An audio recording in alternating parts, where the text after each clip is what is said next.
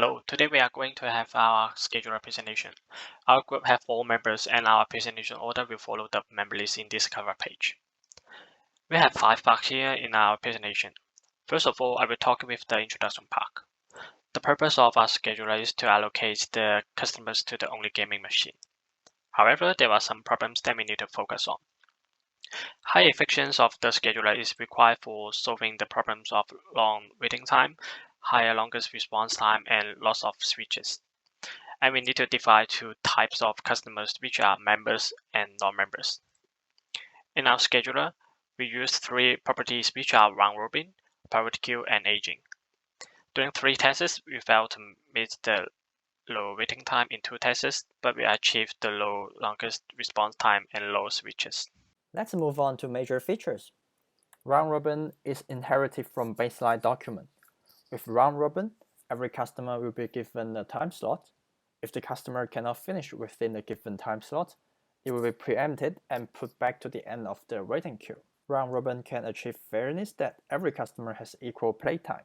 Also, starvation can be avoided.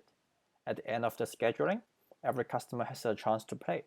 However, if only implementing round robin, longer time allowance could lead to longer waiting time and response time. If time allowance is too short, higher context switches will occur. Last but not least, it did not consider the priority, which led to the next feature.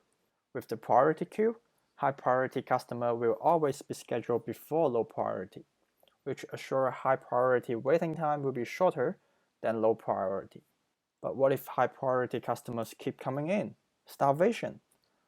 Low priority customers will be blocked from executing, which increase the waiting time for low priority customers and affect the total waiting time. To optimize this, next team member will introduce the solution. To solve starvation, we have implemented aging, for example here, with time allowance of 3 and aging by every 2 turns. Assuming all 3 customers arrived at the same time, customer 1 will be able to get served after 2 turns at a time of 6, rather than waiting customer 3 to finish, which will last for a time of 15. With aging, we can reduce the longest response. It allows low priority customers to get served for every certain amount of time, and avoid starvation of low priority customers in the case of high priority customers keep coming. Let's move on to the design choices. We have select DAG as our data structure that has all features of queue but not limited to. So far we are using it just like queue, push to the back and pop from the front. We adopt DAG to facilitate further algorithm implementation. And first, queue is the most consistent with the logic of real-world queuing. People join or quit from the ends in order.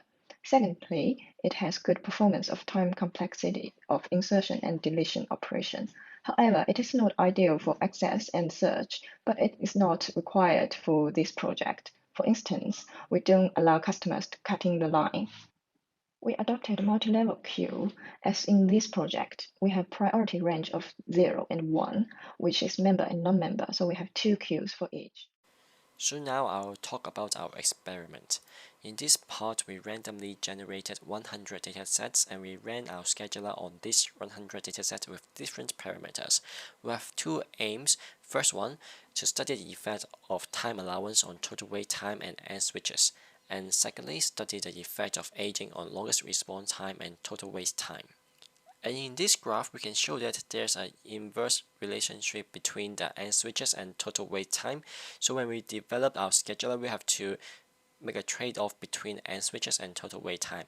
And we pick 9 as our time allowance because it's minimizing the end switches, and total wait time, as we can see here, it is closest to the origin. So it's minimizing both end switches and total wait time. And in this graph, we are trying to show the effect of aging on longest response time and the total wait time. And the yellow dots here show the output when we use the baseline scheduler, and this is our scheduler. We can see that in most situations, we have a less total wait time, and in all situations, we have a less longest response time. To conclude today's presentation, we developed our scheduler based on round robin, priority queue, and aging, and we use the queue as the data structure. We also do experiment to show that we pick the best parameters for our scheduler to beat the baseline schedule. So this is the end of our presentation. Thank you for listening.